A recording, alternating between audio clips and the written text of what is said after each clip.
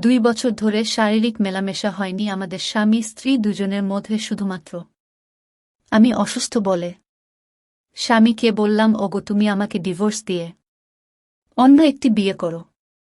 সে উত্তর দিল, তোমাকে ডিভোর্স দেওয়ার জন্যে কি আমি বিয়ে করছিলাম?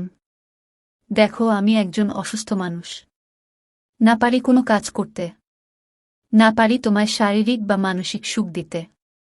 আমার এত সুখের দরকার নেই।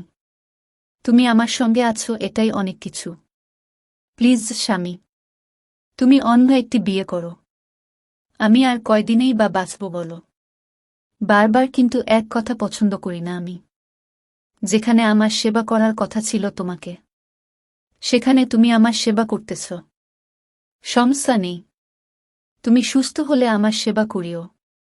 আচ্ছা, আমি যে বিছানায় প্রসাব পায়খানা করি, এইগুলা পরিষ্কার করতে তোমার ঘৃণা করে না? না, এইটাও আমার একটি দায়িত্ব, তাই আমি দায়িত্ব পালন করি, বুঝছ?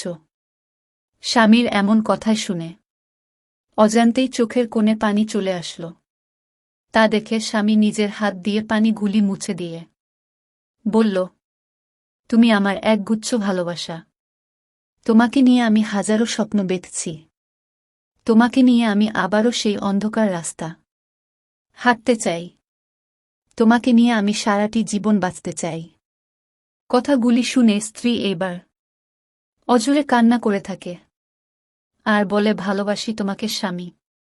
ভালোবাসা বুঝি এমনি হয়, তাই না বন্ধুরা? অনুগল্প, স্বামীর দায়িত্ব।